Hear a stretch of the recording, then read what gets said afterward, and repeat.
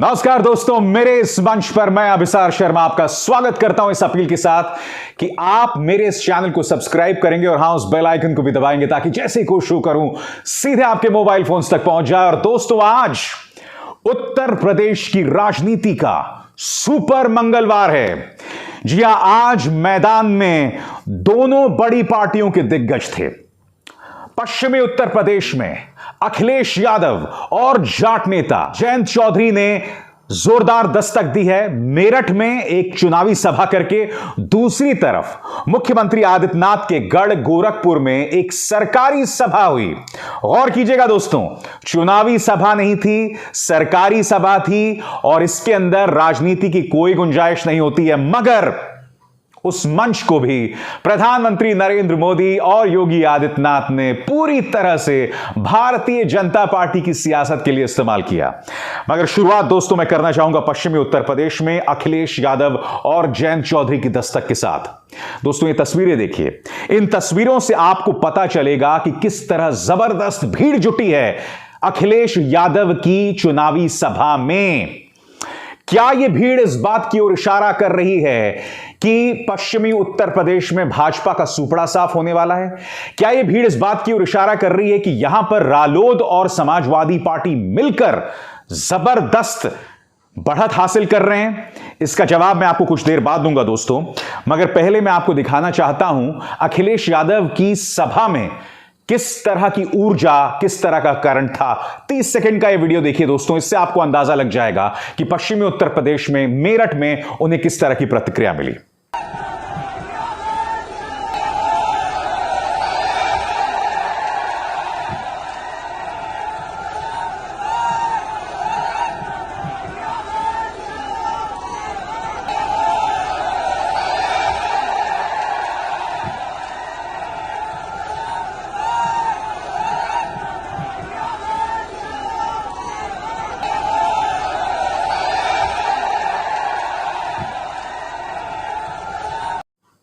और बात यहां नहीं रुकती दोस्तों।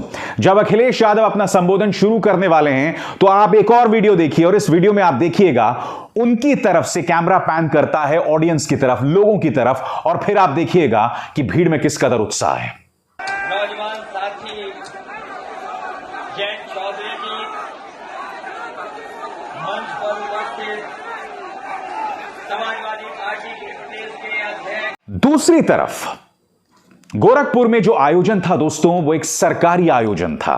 कई सरकारी योजनाएं जो हैं वो शुरू की जा रही थी। मैं आपको बतलाना चाहूंगा कि खुद मुख्यमंत्री आदित्यनाथ इस बारे में क्या कह रहे थे, जो कि आपके स्क्रीन पर है।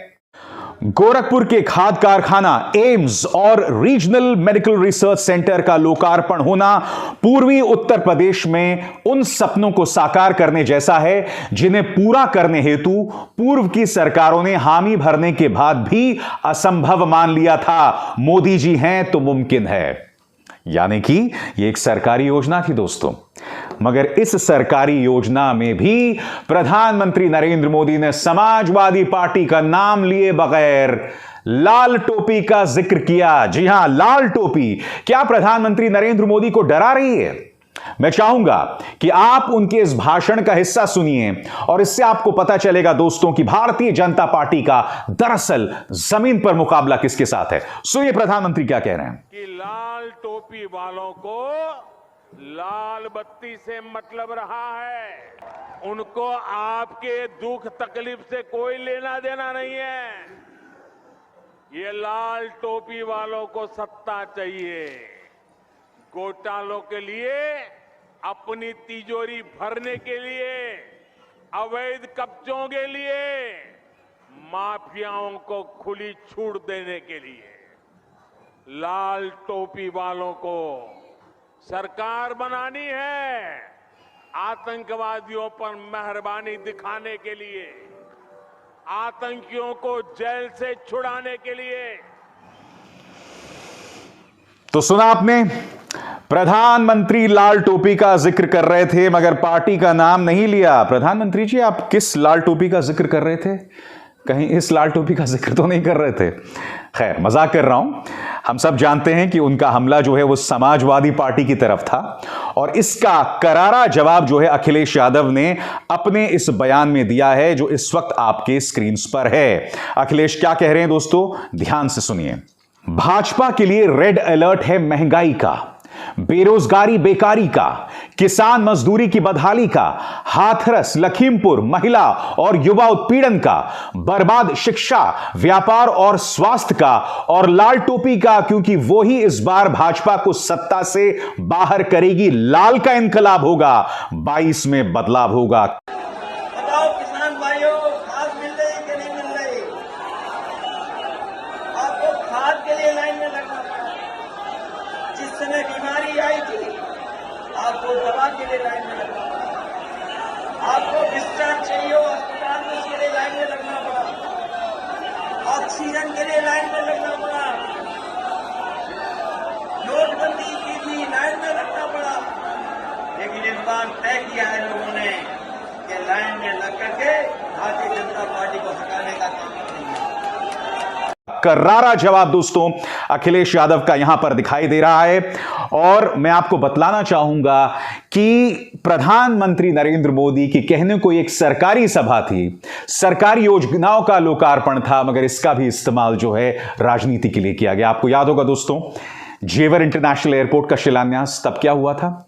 तब भी आपको याद होगा कि मुख्यमंत्री आदित्यनाथ ने मंच पर बैठकर याद किया जिन्ना को, याद किया मुजफ्फरनगर दंगों को, और उसी मंच पर प्रधानमंत्री नरेंद्र मोदी ने समाजवादी पार्टी और कांग्रेस का नाम लिए बगैर उन पर हमला किया।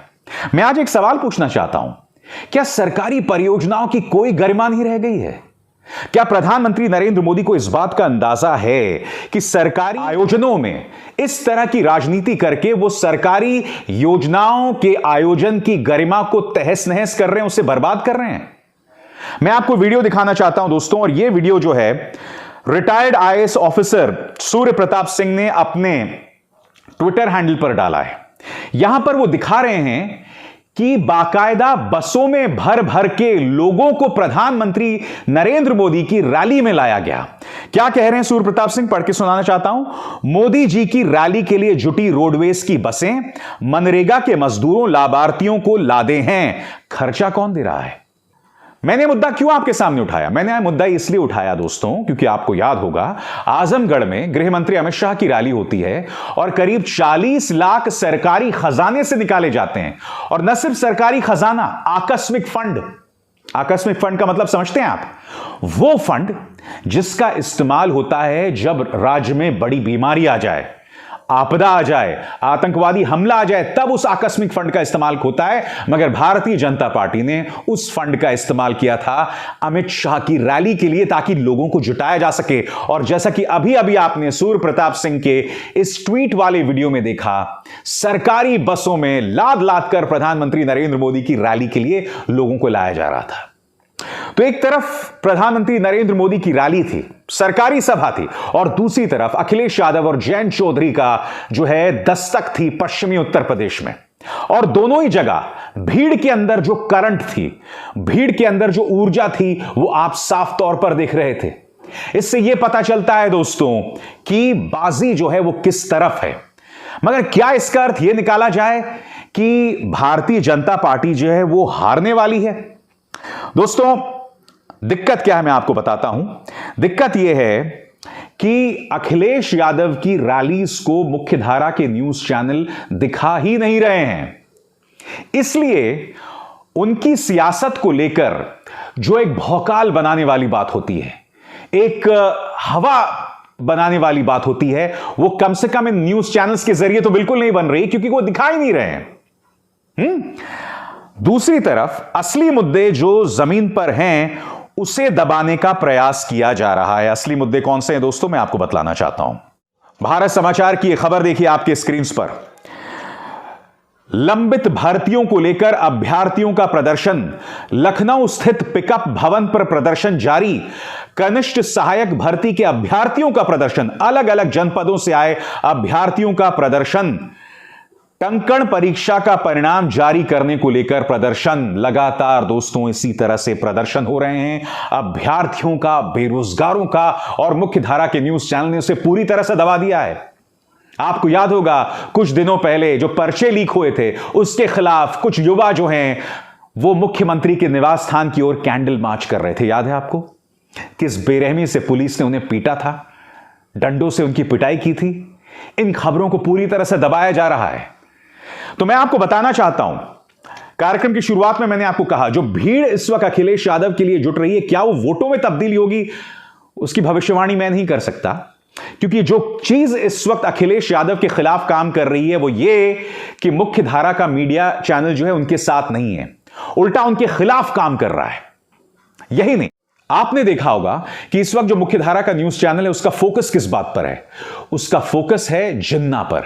उसका फोकस है समाजवादी पार्टी के जो गैर जिम्मेदाराना सांसद हैं, उनके जो अनाप शनाप बयान हैं उन्हें उठाओ और उस पर डिबेट्स करो। पूरा फोकस उसी तरह का है। दूसरी तरफ मथुरा जैसी पावन नगरी में तनाव पैदा किया जा रहा है। हिंदुओं और मुसलमानों में एक काल्पनिक तनाव पैदा किया जा रहा है जो उससे पहले कभी नहीं हुआ था। यह सब सियासत के चलते, यह सब चुनावों के मद्देनजर किया जा रहा है। इसलिए अखिलेश यादव के सामने चुनौती कठिन है। मगर अखिलेश यादव जमीन पे क्या कर रहे हैं आपको गौर करना पड़ेगा। आपके स्क्रीन पर यह हरिशंकर तिवारी। मैं आपको बतलाना चाहूंगा कि पूर्वांचल में चिल्लुपुर और उसके आसपास कई जो जिले हैं वहां पर हरिशंकर तिवारी जैसा कोई नेता नहीं हुआ है। उनके बेटे विनय तिवारी जो अब तक बीएसपी में थे, कुछ दिनों बाद समाजवादी पार्टी में शामिल होने वाले हैं।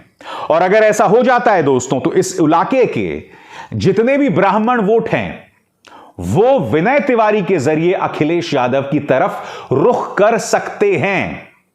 ध्यान से सुनिए, कर सकते हैं, कर जाएंगे यह मैं नहीं कह रहा हूं, कर सकते हैं। तो अखिलेश यादव जमीन पर इस तरह का काम कर रहे हैं। यही नहीं, जो पिछड़े वर्ग के तमाम नेता हैं दोस्तों, जो एक दिग्गज रहे हैं, एक जमाने से पिछड़े वर्ग के नेता हैं, या तो उनमें से अधिकतर रिटायर हो गए हैं या उनकी मौत हो गई है, जैसे बेनी प्रसाद वर्मा। तो अखिलेश यादव क्या कर रहे हैं कि जो छोटे छोटे पिछड़े दल के जो तमाम वर्ग हैं, जो पिछड़े वर्ग के जो तमाम दल हैं, उनके साथ वो सांठगांठ कर रहे हैं, उनके साथ वो गठबंधन कर रहे हैं। तमाम जो बड़े राजनीतिक दल हैं, चाहे बीएसपी हो, उनके जो पिछड़े वर्ग के दलित जो नेता हैं उनके साथ गठबंधन कर रहे हैं। इस तरह से जमीन पर अखिलेश यादव काम कर रहे हैं। और मीडिया क्या कर रहा है? मीडिया सिर्फ जिन्ना के मुद्दे उठाता है। मीडिया सिर्फ मथुरा के बहाने मुख्यधारा के न्यूज चैनल्स में तनाव पैदा करने का काम करता है। और इसलिए मैं बार बार कहता हूं, अखिलेश यादव की चुनौती बहुत कठिन है। और अगर वो चुनाव जीत जाते हैं उत्तर प्रदेश का, दोस्तों ये चमत्कार से बड़ी कोई बात नहीं होगी। इसके अलावा अखिलेश यादव के सामने एक और चुनौती है। अखिलेश यादव और जयंत चौधरी एक साथ आए हैं पश्चिमी उत्तर प्रदेश में।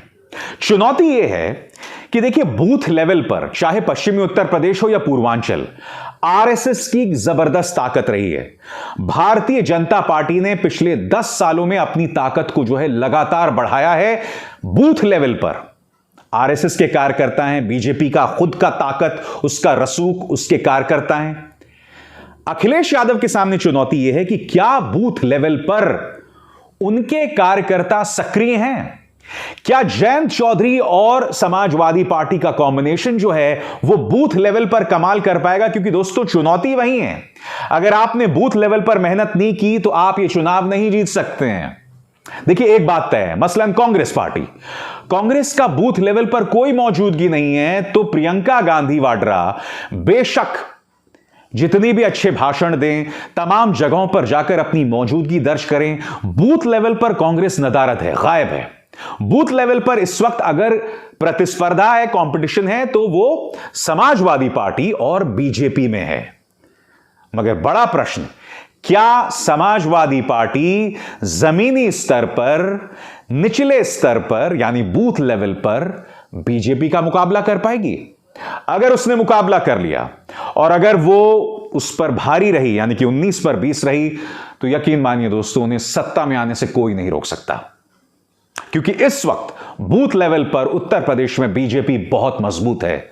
इसलिए मैं बार बार कहता हूं, अखिलेश यादव को अभी बहुत मेहनत करनी है। यही नहीं, जैसे मैंने कहा कि अगर अखिलेश यादव जीत जाते हैं तो यह किसी चमत्कार से कम नहीं होगा आधुनिक राजनीति के इतिहास में। अब हिसार शर्मा को दीजिए इजाजत। नमस्कार।